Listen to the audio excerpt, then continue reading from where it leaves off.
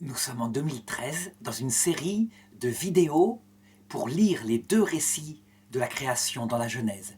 Il s'agit d'une série de vidéos catholiques à l'école de saint Thomas d'Aquin, dont l'esprit consiste à ce que foi et raison marchent ensemble comme deux affectionnés. Alors, nous allons procéder à la lecture du premier récit de la Genèse. C'est lui qui semble aborder ces choses qui se sont passées à l'origine première du monde. Et donc je voudrais essayer d'établir le rapport qu'on peut faire actuellement entre le texte biblique d'une part, sans tomber dans le concordisme, en montrant bien le danger du concordisme. Ça veut dire de vouloir faire coller absolument le texte biblique aux données de la science actuelle, et d'autre part, ce que dit la science, puisque, en l'occurrence ici, nous sommes bien dans une confrontation entre science et foi, puisque la science dit quelque chose par rapport, je dirais, aux premiers instants où la matière s'est organisée. Elle en est capable, en tout cas juste après un mur qui bloque sa connaissance, le fameux mur de Planck, où les choses sont tellement concentrées que les équations de la science ne peuvent pas dire quoi que ce soit. Alors pour bien faire ce rapport, je voudrais d'abord, en premier lieu, indiquer ce que l'Église catholique, puisqu'il s'agit d'une recherche catholique, a fixé comme étant véritable dans, je dirais, dans sa foi sur l'origine du monde. Eh bien, je dirais que concernant cette organisation, ou plutôt la création avant l'organisation, il y a un dogme particulier, ça veut dire une vérité que l'Église confirme par son magistère, à savoir par son pape, par ses conciles. Deux choses ont été créées par Dieu ex nihilo, ça veut dire à partir de rien. À savoir, la matière première, à son origine, dans son état tel qu'elle est sortie du néant. Et en même temps, simule, dit un dogme du Moyen-Âge, simultanément, les anges, qui sont des purs esprits et qui ont été créés par Dieu. Donc on voit bien que le dogme de la foi se penche véritablement sur quelque chose qui concerne la doctrine du salut. Elle ne fait pas directement de la science. Par contre, en lisant le texte biblique, on voit, d'après saint Augustin, que ça correspond effectivement au tout premier verset de la Bible. Au commencement, Dieu créa le ciel et la terre. Eh bien, saint Augustin commente que ce verset ne peut pas parler du ciel en haut, de la terre en bas, qu'il parle du monde matériel et du monde spirituel. Le ciel signifiant le monde spirituel, la terre signifiant le monde matériel. Comment est-ce qu'il le prouve? C'est simple. Le verset, donc le tout début, dit ceci, donc au verset 3, Dieu appela la lumière jour, les ténèbres nuit, il y eut un soir, il y eut un matin, premier jour. Et saint Augustin fait remarquer que ça ne peut pas être un vrai jour, une vraie nuit, puisque le soleil n'est créé que le 4e jour, et c'est le soleil qui préside au jour et à la nuit. Donc il y a bien là, d'abord, un sens spirituel. Eh bien l'Église, au cours de son histoire, dira « Deux choses sont créées directement par Dieu à partir de rien et ont un commencement. C'est donc le monde matériel dans son aspect premier, et ensuite les anges. » Et l'Église dira que tout le reste qui est raconté de manière mythique dans le reste du premier récit de la création, ce n'est pas vraiment de la création, c'est plutôt de l'organisation. Ça veut dire que l'organisation qui suit, elle ne part pas de rien. Elle part de quelque chose qui préexiste, qui est sorti du néant. La matière, et puis d'autre part les anges qui évoluent à travers leur péché ou leur fidélité à Dieu. Il y aura tout de même une troisième chose qui sera créée directement par Dieu au 6e jour, c'est l'esprit humain, évidemment. Il est créé ex nihilo, il ne procède pas de l'évolution, mais ça je le verrai dans une autre leçon un peu plus tard. Donc il faut bien distinguer du point de vue de la foi chrétienne, et je dirais du point de vue de la philosophie réaliste, parce que cet aspect-là, il peut être aussi compris par les simples approches de la philosophie réaliste. Il faut bien distinguer ce qu'on appelle création, qui procède à partir de rien. Ça veut dire que l'être premier, dira la philosophie, ne crée pas à partir de sa substance, il crée et cela est. Donc à partir de rien, ça veut dire sans se servir d'aucune matière préexistante. Et deuxièmement, ce qui relève de l'organisation de cette création. Par exemple, la matière, au point de départ, elle est créée sans forme, dira le texte biblique. Et c'est après qu'elle se structure. Alors justement, je voudrais maintenant confronter, je dirais, cela à ce que dit la science actuellement.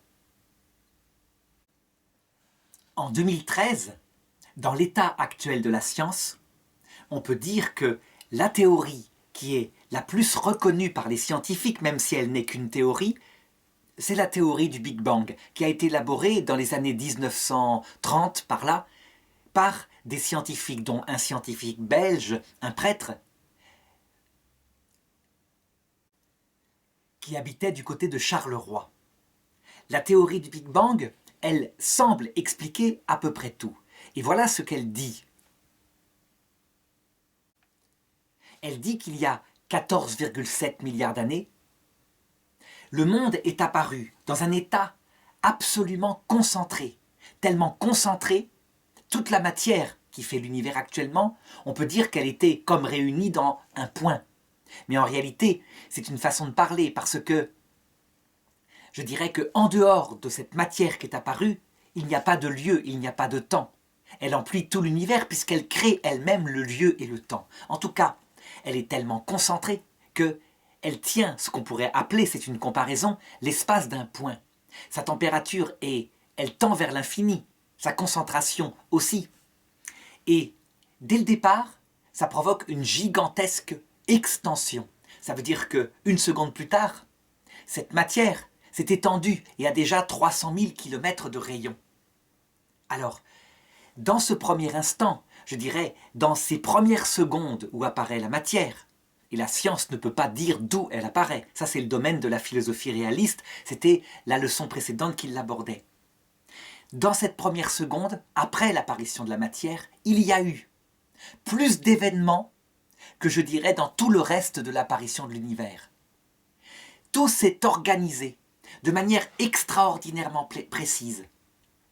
Il s'est mis en place à ce moment-là des constantes qui organisent cette matière, des constantes extrêmement précises, toute une série de constantes physiques qu'on retrouve actuellement et qui expliquent comment le monde n'a pas tourné dans ce qu'il aurait dû tourner à, je dirais, 99,9999% de chance, à savoir une explosion de simple énergie qui se serait étendue, simplement. Or, ce n'est pas ça qui s'est passé. Cette matière s'est structurée, et elle s'est structurée au bout d'un certain temps pour former des premières petites particules, ce qu'on appelle des bosons, des quarks, qui eux-mêmes, avec leur organisation particulière, dès que le monde a été assez, je dirais, étendu, se sont structurés pour former des électrons, des protons, puis les premiers atomes d'hydrogène, qui, en nuages dans ce monde gigantesque, ont fini par se regrouper pour faire que les premières étoiles s'allument et les premières galaxies se forment. Si on avait pu assister à ces premiers instants de l'apparition du monde, on ne peut pas dire qu'il était lumineux. Il était tellement concentré qu'il n'en sortait aucune lumière. Et d'autre part, l'état de la matière n'était pas capable de produire une lumière. C'est plutôt un magma hyper concentré, dont on ne connaît pas l'état. La lumière, donc, lorsque les premières galaxies se sont formées, lorsque les premières étoiles primitives se sont formées à partir des nuages d'hydrogène, elle n'apparaît que bien plus tard. Ce qui apparaît au départ, donc, si on suit les théories d'Albert Einstein, ce serait de l'énergie. De l'énergie, selon la fameuse formule E égale mc2, ce qui veut dire que cette énergie gigantesque du départ a formé la masse, ça veut dire les corps qui sont pesants, mais qu'elle a aussi un rapport avec la lumière. Donc, énergie, masse, lumière, multipliée par la lumière, ça c'est une équation mathématique, voilà qu'il y a un rapport. Tout cela m'indique qu'il y a une seule matière primitive et que cette matière s'est structurée comme on le voit actuellement. Alors est-ce qu'il pourrait y avoir d'autres univers parallèles? Est-ce qu'il pourrait y avoir d'autres structurations de la matière? Est-ce que toute la matière s'est structurée avec les constantes qu'on constate actuellement? Ça, on ne peut rien en dire du tout. Il est tout à fait possible qu'il y ait d'autres Big Bang à d'autres endroits. Mais jamais ce sera accessible à l'être humain avec sa science. C'est en dehors de cet univers. Est-ce qu'il y aurait dans cet univers un état de la matière qui pourrait être différent de celui qu'on constate avec le télescope? C'est possible. Les scientifiques actuels se rendent bien compte que la masse des galaxies est à 95% invisible. Il y a quelque chose qu'on n'arrive pas à cerner, à observer. Mais on ne sait pas ce que c'est. Tout ce qu'on sait, c'est que c'est une masse pesante, puisqu'elle explique, je dirais, la structuration des galaxies. Je dirais que la matière qu'on voit des galaxies n'est pas assez pesante pour expliquer la forme qu'ont les galaxies en fonction de la gravitation. Donc il existe autre chose. Cela indique bien qu'on ne connaît pas tout. Par contre, ce qu'il faut faire maintenant, et c'est l'objet de cette leçon, c'est essayer de voir s'il y a un rapport entre ces données de la science actuelle et le récit biblique. Je dirais qu'au XIXe siècle, la plupart des scientifiques se moquaient du récit biblique en disant « Regardez ces écrivains primitifs, ils sont assez stupides pour dire que la lumière a pu apparaître avant le soleil qui apparaît uniquement au 4e jour. » Après l'arrivée d'Albert Einstein, il y a eu un retournement, surtout chez les savants protestants évangéliques qui sont plutôt concordistes, c'est-à-dire qui veulent montrer que le texte biblique raconte vraiment ce qui s'est passé. Et ils ont dit, regardez, finalement c'était pas si stupide que cela. Albert Einstein, sa théorie montre que l'énergie, et donc la lumière, est apparue avant les galaxies et les étoiles. Cette victoire, en fait, elle aurait dû être de courte durée. C'est vrai qu'on est tenté de dire « Ah, le récit biblique est fantastiquement en rapport avec ce que peut découvrir la science moderne. » Le problème, c'est qu'il suffit de regarder la suite du récit pour se rendre compte que ce maniement du concordisme doit être extrêmement prudent. Parce que, un peu plus tard, le 3e jour et le 4e jour, on voit bien qu'il y a des choses qui seront à jamais irréconciliables avec la science. Ce n'est pas possible. Le 3e jour indique la création des plantes vertes, le 4e jour seulement du soleil. Eh bien, les plantes vertes qui donnent des fruits, ne pouvant vivre qu'avec du soleil, il est impossible qu'elles soient apparues avant le soleil. Et il est évident que le soleil ne sert pas seulement à décorer la nuit, et la lune à décorer, le soleil a décoré le jour et la lune a décoré la nuit. Ça veut dire que le concordisme, même si certains chrétiens peuvent être tentés d'en faire, à partir de cette coïncidence frappante, eh bien, on ne doit pas tomber dans la tentation. C'est pourquoi il vaut mieux lire le texte à la façon de saint Augustin, en disant que la lumière soit et la lumière fut, c'est d'abord les anges, même si l'Église affirme c'est aussi le monde matériel qui est apparu en même temps. Alors si on lit d'autre part le texte biblique au sens littéral, on voit bien que il est curieux, et sauf à le rendre métaphorique, il ne peut pas s'être réalisé comme ça, puisque dès le premier verset, il est dit « Or la terre était vide et vague, les ténèbres couvraient l'abîme, un vent de Dieu tournoyait sur les eaux. » Au sens littéral, la Terre, c'est la planète Terre, celle où nous vivons. Or, la planète Terre, elle est apparue bien plus tard. Elle est apparue il y a 5 milliards d'années. À moins de prendre le terme « la Terre était vide et vague » pour signifier « le monde matériel était vide et vague ». Ça veut dire qu'il y avait une absence totale de vie biologique dans cet univers. C'est vrai que la vie biologique puis la vie humaine sont apparues il y a très peu de temps par rapport à l'âge de l'univers. Autre problème, si on prend au sens strict, par la science, l'étude de l'univers dans son état primitif, eh bien en réalité, cet univers a un ordre absolument concentré, je veux dire un ordre extraordinaire. L'univers est né plus ordonné que ce qu'il n'est maintenant. Évidemment, je parle de l'univers physique, je ne parle pas du domaine de la vie qui, là, pour le coup, est un autre domaine. Mais si je regarde l'univers physique en lui-même, eh bien, au départ, son entropie, c'est-à-dire son désordre, est très faible. Il est extrêmement organisé, avec les constantes que j'indiquais. Et depuis cette époque-là, il est en fait dans un long chemin de dégradation. Le monde est en train de se dégrader. L'entropie, ça veut dire le désordre de ce monde, augmente. Les galaxies vont se refroidir, elles sont comme un feu de bois, elles vont finir par s'éteindre, et au bout du compte, c'est un monde mort, un monde morne, un monde étalé sur des gigantesques espaces qui sera présent. Donc là encore, il est difficile de faire du concordisme avec le texte biblique, à moins de l'interpréter complètement métaphoriquement, mais c'est quelque chose de risqué comme je l'indiquais juste avant.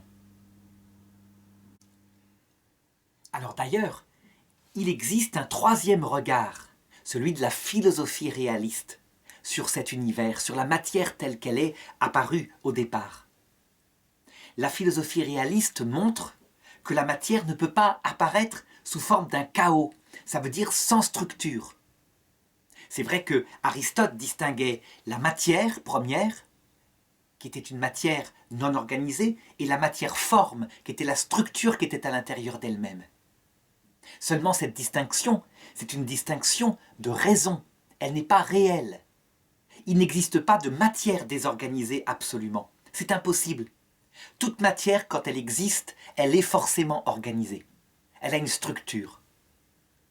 Eh bien, au départ, au moment où la matière est apparue dans le Big Bang, les sciences montrent qu'elle était à son niveau le plus élevé de structuration comme matière physique. Évidemment, pas de vie, donc ce n'était pas de la matière vivante, ça c'est autre chose, comme je le disais tout à l'heure. Résultat, faire concorder avec le texte biblique qui dit que dans un premier temps, Dieu crée une matière chaotique, sans ordre, puis ensuite, il crée de l'ordre dans cette matière, eh bien, c'est quelque chose qu'on ne peut pas suivre au niveau scientifique et philosophique. Je dirais, peu importe, il y a eu une leçon un petit peu avant qui montrait comment le texte biblique ne veut pas révéler des aspects scientifiques.